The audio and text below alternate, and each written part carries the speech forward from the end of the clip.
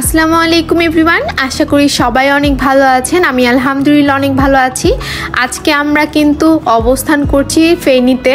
আর ফেনীর দুইটি খুবই পপুলার রেস্টুরেন্ট, সেটা হচ্ছে হাজির মিষ্টির মেলা এবং নবীর হোটেল। এখানকার খাবারের একটা ভালো রিভিউ দেওয়ার চেষ্টা করব। সকালে নাস্তাটা বিশেষ করে কিন্তু আমার হাজির মিষ্টির মেলায় এই দোকান থেকেই করা হয়েছে। আর এখানের খুবই পপুলার একটা আইটেম হচ্ছে এই ছোট ছোট স্পঞ্জ রসগোল্লা। এটা কিন্তু গরম গরমই খেতে খুব মজা। আর এই রসগোল্লাটা ওয়ান কাইন্ড অফ পুডিংয়ের মতো আমার কাছে লাগতো। আর এটা আপনি একবারে 4-5টা অনায়াসে খেতে পারবেন, এতটা মজা ছিল এই মিষ্টিটা। এই যে এখানে যে হাঁড়িগুলো দেখছেন, এরকম 6-7টা হাঁড়ি কিন্তু ওরা রেগুলার মিষ্টি সেল করে। তাহলে বুঝেন কি পরিমাণ মিষ্টি এই দোকানের সেল হয় এই স্পঞ্জ রসগোল্লাগুলো। তাছাড়াও এখানে কিন্তু অনেক ধরনের বেকারির আইটেম সহ আরও নানা ধরনের মিষ্টি আছে, কিন্তু এই স্পঞ্জ রসগোল্লাই বেশি সেল হয় ওদের। আর ওদের এখানকার চাটাও অনেক বেস্ট ছিল। সকালে নাস্তা করার পরে ফেনীর মধ্যে আমি ওদের পপুলার কিছু প্লেস খুঁজছিলাম, কিন্তু আসলে ওদের শহরের মধ্যে ওরকম কোনো পপুলার জায়গা নেই। এখানে আমি ফেনীর যে সার্কিট হাউস, ওখানে আর কি বেড়াতে গেলাম। আর সার্কিট হাউসের পাশেই কিন্তু বিজয় সিংহ দিঘির পাড়। আর এটা কিন্তু অনেক পপুলার একটা প্লেস ফেনীবাসীদের জন্য। পরন্ত বিকেলের এই সময়টা কিন্তু খুবই ভালো লাগে এদিকে হাঁটতে। ফেনীর অনেক স্থানীয় মানুষজন কিন্তু বিকাল করে এই সময়টাই হচ্ছে এই দিঘির চতুর্পাশে তারা হাঁটাহাঁটি করে। তাছাড়াও এখানে বিনোদনের জন্য অনেক ব্যবস্থা রয়েছে। আর বিকাল টাইমে কিন্তু হচ্ছে আপনার এই প্লেসে এসে সময় কাটাতে বেশ ভালো লাগবে। দিঘি দেখা শেষ করে আমরা চলে গেলাম হচ্ছে নবীর হোটেলে। এটা কিন্তু এখানের খুবই পপুলার আর বেস্ট একটা হোটেল বলবো আমি।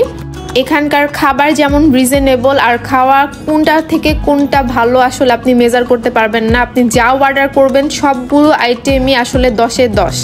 নবীর হোটেলের এখন আমার এখানকার যে সুরমা মাছের যে কাবাবটা, এটা এখনও মুখে লেগে আছে, কারণ আমার লাইফের বেস্ট একটা ফিশ কাবাব আমি এখানে খেয়েছি। আর এটা ছিল হচ্ছে ওদের যে কাচ্চি বিরিয়ানি।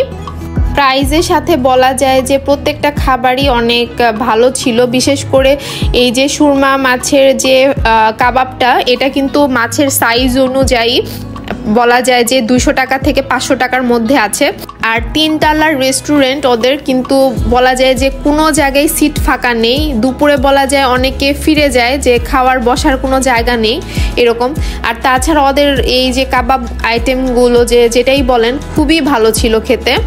তারপর আমরা এখানে হচ্ছে খাওয়া শেষে বোরহানি আর এখানের ম্যাঙ্গো মিল্কশেকটা ট্রাই করলাম। এটাও আমাদের কাছে বেশ ভালো লেগেছে।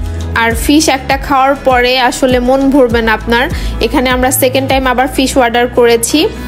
তবে ওদের হচ্ছে খাবার যদি আমি এভারেজ বলি তাহলে বলবো যে ওদের কাবাব আইটেমগুলো বেস্ট। তার সাথে যে পরোটা নান ওরা সার্ভ করে, এগুলো আমার কাছে বেশ ভালো লেগেছে। প্রথম দিন আমরা যে কিন্তু হচ্ছে ওদের কাচ্চি সুরমা মাছের যে কাবাব ছিল, বিফ শিক কাবাব, বোরহানি, ম্যাঙ্গো মিল্কশেক আর চাটা কিন্তু অর্ডার করেছিলাম।